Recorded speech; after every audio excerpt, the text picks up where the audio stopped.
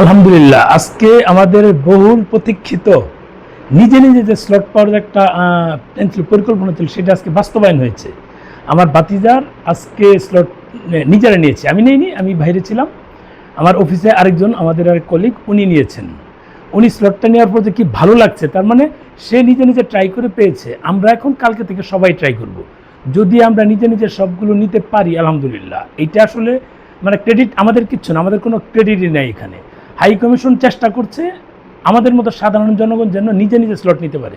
Slot বাণিজ্যের সঙ্গে যেন আমাদের নাম না জড়ানো হয় বা না জড়ানো যায়, এরকম কিন্তু আমাদের চেষ্টা। আমরা তো স্লট বাণিজ্য চাচ্ছি না, শুরু থেকেই চাচ্ছি স্লট যেন সাধারণ মানুষের হাতের নাগালে চলে আসে। আমরা তো বলেছি 1545 টাকা ওখানে খরচ, আমাদেরকে 500 টাকা দিলেই চলবে।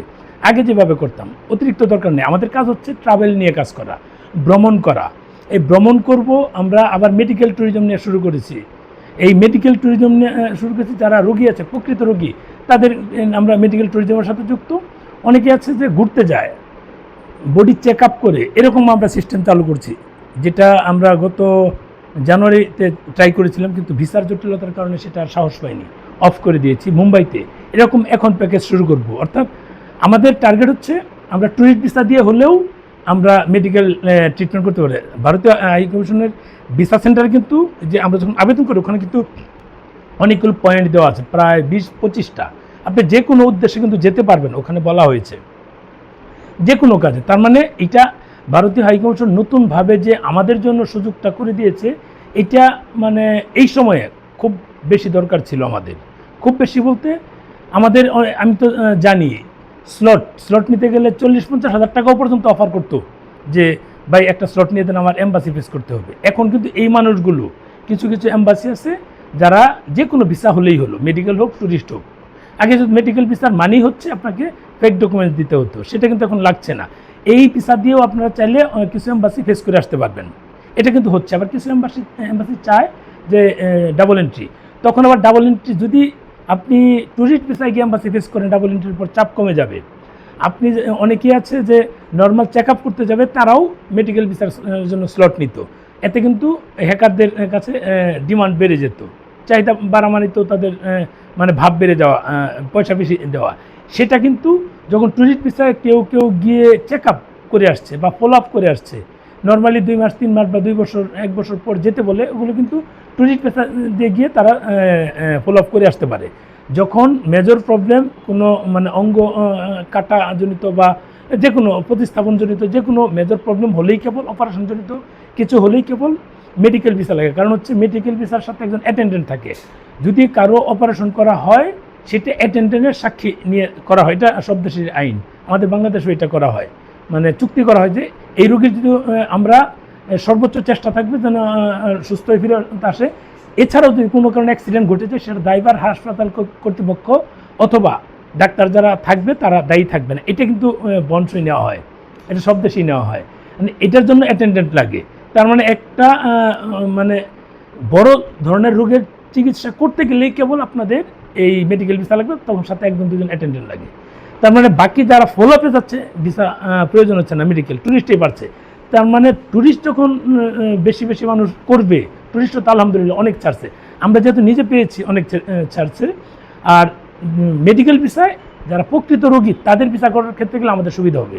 আশা করছি ট্যুরিস্ট বেশি বেড়ে গেলে মেডিকেল যে পরিমাণ আমাদের চাহিদা থাকবে, স্লট তার চেয়ে বেশি হবে ইনশাল্লাহ। যদি এরকম হয় তাহলে তো সোনায় সোহাগা, সহজ কথা। আমরা নিজেরা যেহেতু আবেদন করে পেয়েছি, তার মানে হাইকমিশনের একটা সদিচ্ছা ছিল, একান্ত সদিচ্ছা ছিল।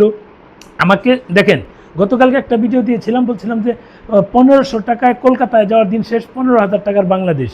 যমুনা ফিউচার পার্ক, আমার ওয়াইফের আর ছেলের ভিসা পাসপোর্ট জমা দেওয়ার পর যখন বের হওয়ার পর আমাদের যে ওই যে আমাদের আর পার্টনার আছে, ওনার অফিস উপরে, ওখানে যদি আগে বসতাম, এখন আবার বসা শুরু করব। যেহেতু ট্যুরিস্ট শুরু হয়েছে, আমাদের তো স্লটের ধারে কাছেও যাওয়ার দরকার নেই, কেন স্লটের দিকে যাব। এখন ওনার ওখানে যাওয়ার পর আমাকে পাশের দোকান থেকে জানায় বললো যে ভাই, কিছুক্ষণ আগে তো 3-4 জন আপনার বিরুদ্ধে বদনাম গিয়ে গেল, আপনি এগুলো কেন বলেন? আমি কি বললাম যে এই টাকা স্লট। আমি বললাম স্লট তো টাকা নিচ্ছে, আমরা তো পাচ্ছি না, আমাদের স্লটের দরকার নাই, আমাদের চাচ্ছি আমরা ট্যুরিজম নিয়ে কাজ করতে। আমরা যদি এখন অ্যাড করেছি মেডিকেল ট্যুরিজম, সেটা আলহামদুলিল্লাহ ভালো মানে পাচ্ছি, মানে রেসপন্স পাচ্ছি, ফিডব্যাক ভালো পাচ্ছি, তাহলে আমাদের অন্য কিছু দরকার কি? এই স্লটটা আমি আগে বলেছি, আপনার একজন ব্যক্তি যদি একটা মেডিকেল স্লট সাথে 2জন অ্যাটেন্ডেন্ট টোটাল যদি 20-22-25 হাজার টাকা এখানেই খরচ করে, তার যদি ট্রিটমেন্ট করতে 50,000 টাকা যায়, এখানে 25,000 75 গেল, বুঝেন? আর এই ব্যক্তি যদি 50,000 টাকা ট্রিটমেন্টের জন্য রাখে, এখান থেকে 25,000 দিয়ে দেয়, থাকবে 25,000। তো এই 25,000 টাকা দিয়ে ট্রিটমেন্ট হবে না, তাহলে কি করবে? এই মানুষগুলো তো এরকম মানে হ্যারাসমেন্টের শিকার হচ্ছিল, সেখান থেকে তো পরিত্রাণ পাচ্ছে। এখন আমার মনে হচ্ছে যে এই স্লটটা ভারতীয় হাইকমিশন যে পদক্ষেপ নিয়েছে, আমরা তো আজকে স্লট পেলাম, তার মানে অ্যাজ ইউজুয়াল পাচ্ছি। আমার মনে হচ্ছে মেডিকেলটাও পাবো। এরকম যদি পদক্ষেপ নিয়ে থাকে, তাহলে যারা সফটওয়্যার কোম্পানি বা হ্যাকার, এদের কপালে দুর্গতি আছে। আমরা চাচ্ছি আমরা অ্যাজ ইউজুয়াল আগের মতো হোক। ভারতীয় হাইকমিশনও এরকম নিশ্চয়ই চাচ্ছে, যেহেতু নতুন হাইকমিশনার আসছেন, উনি এসে যে স্টেপ নিয়েছে, আমরা হ্যাপি, আমরা যারা সাধারণ জনগণ আমরা খুশি। এইভাবে স্টেপ নিয়ে যদি যেতে থাকে, হয়তো বা আগামী 1-2 মাসের মধ্যে অ্যাজ ইউজুয়াল আগের মতো হয়ে যাবে। এখন এই কথাগুলো যারা স্লট ব্যবসা করে তাদের মাথায় মানে বাড়ি লাগছে। আমি এগুলো কেন বলি? আমার কথায় কি হাইকমিশন চলে? নিশ্চয়ই না। কিন্তু হাইকমিশন যে পদক্ষেপটা নিয়েছে, সেটা আমরা হ্যাপি, সোজা কথা, আমরা লাভবান হয়েছি। আমার বাতিদার স্লটটা নিলে আমার 5,000 করে দিতে হতো মিনিমাম, কারণ আমরা তো 5,000, আপনাদের কাছে আমরা 6,000 বলছি, তাদেরকে 5,000 দিচ্ছি, 1,000 আমাদের থাকে, 1,000 তো রাখতেই হবে। আর আমরা বলেছি শুধু আবেদন করে দিতে 500 টাকা, আর যদি আমাদের মাধ্যমে স্লট নেন তাহলে আরও 500 টাকা বেশি দেওয়া, এই গড়ে একই কথা, 1,000 নিচ্ছি।